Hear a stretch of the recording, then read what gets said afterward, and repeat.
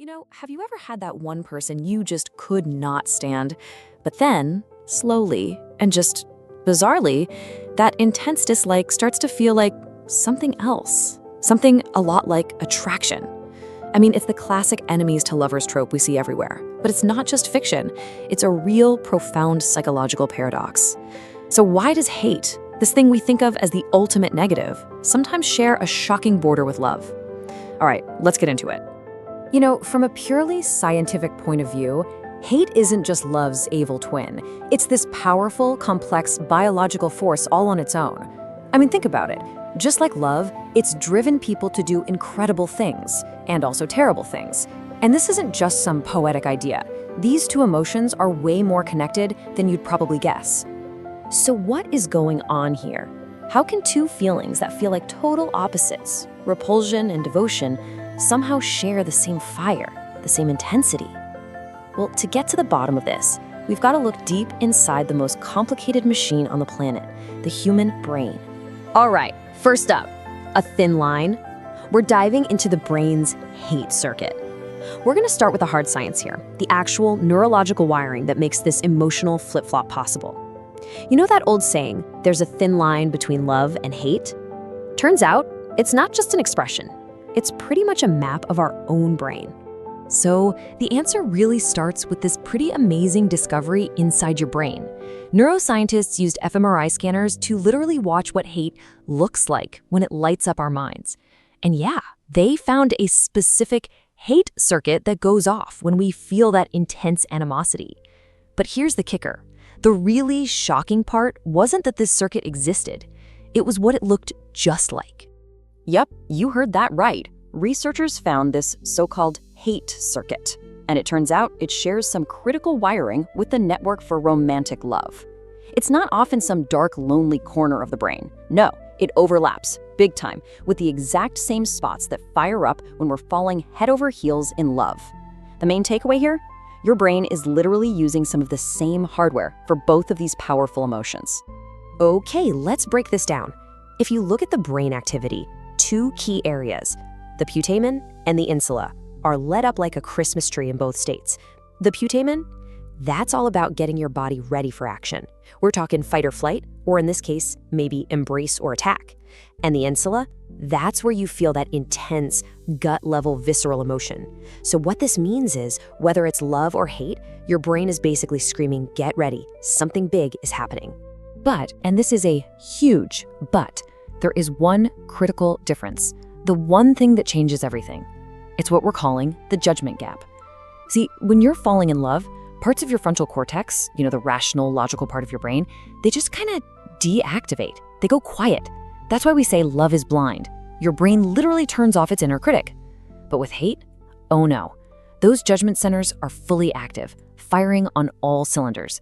You're calculating, you're planning, you're zeroed in on every single flaw. It really brings us to this perfect summary. Love may be blind, but hate has creepily precise 20/20 vision. And that just nails it, right? Love makes you ignore the red flags, while hate is meticulously collecting them. The raw passion is the same.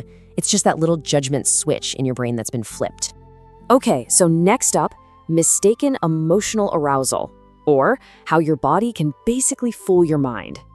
We've seen that the brain's wiring is shockingly similar, but what's going on with the rest of our body? Well, it turns out the pure physical energy of an emotion can get totally misinterpreted by your mind. It's like a classic case of mistaken identity. It all comes down to something called excitation transfer theory. It sounds complicated, but the idea is actually pretty simple. It says that all that physical arousal, your heart pounding, the adrenaline rush, it doesn't just disappear the second the event is over. It sticks around for a little while, and that leftover energy can spill over and get tacked onto the next thing you feel, supercharging it and making it way more intense. So let's walk through how this actually happens. Step 1, you get into a massive argument with someone. Your body is just flooded with adrenaline. Your heart's racing. Step 2, the fight ends, but that physical feeling, what we call residual arousal, fades much slower than your angry thoughts. Your heart is still pounding. Step 3, a little while later, something else happens with that same person, maybe something neutral or even positive. Then comes step 4. Your brain, which is still buzzing with all that fight energy, gets confused. It misattributes that lingering intensity to this new moment and labels it as a sudden, powerful spark of attraction. And we have some great real-world examples that prove this. There's the roller coaster effect, where people literally rated photos of others as more attractive right after a thrilling ride. Or the famous swaying bridge study, where arousal from fear, being on a shaky bridge, was mislabeled as attraction to the person they met there. And of course, this perfectly explains why the making up part of a fight can feel so incredibly passionate. You're just redirecting all that leftover conflict energy into something else.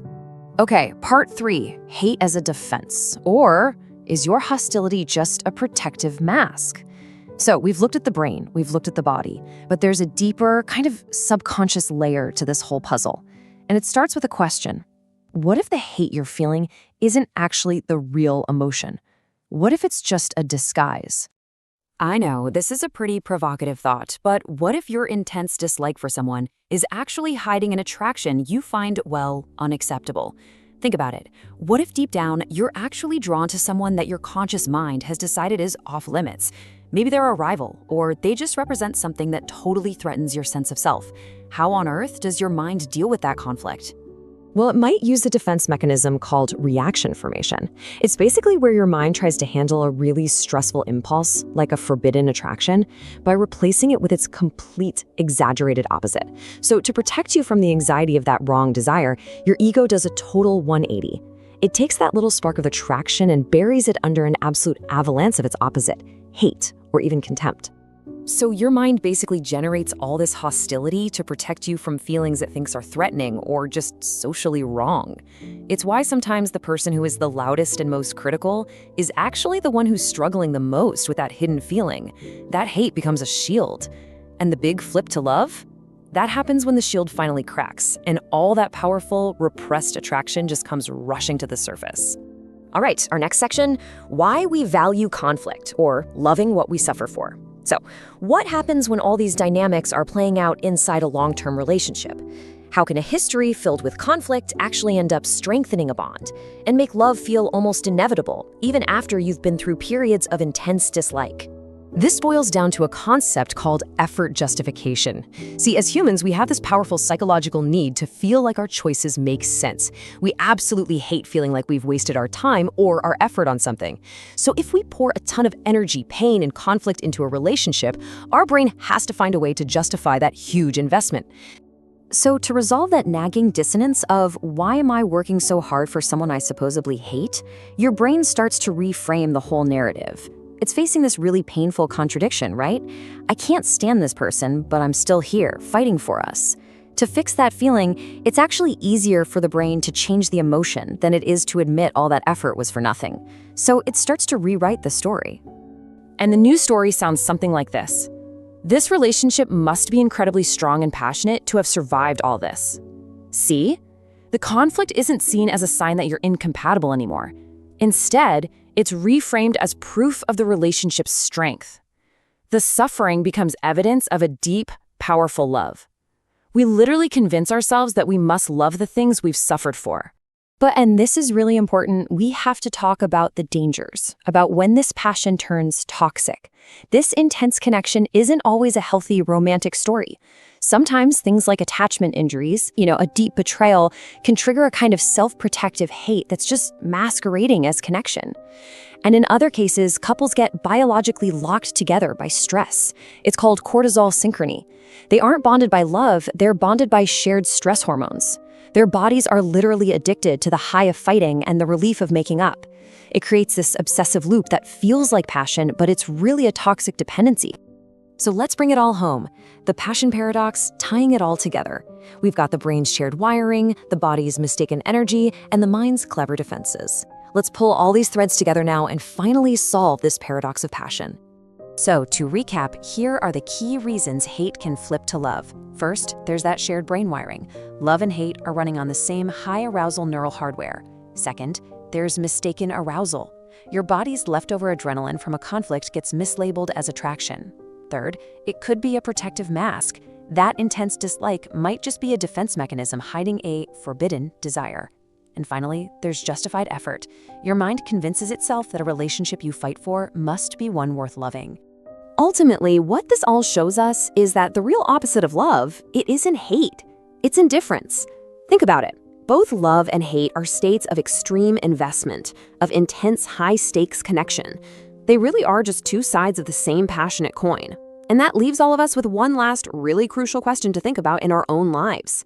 If intense emotion is truly a double-edged sword, how do you know which side you're on?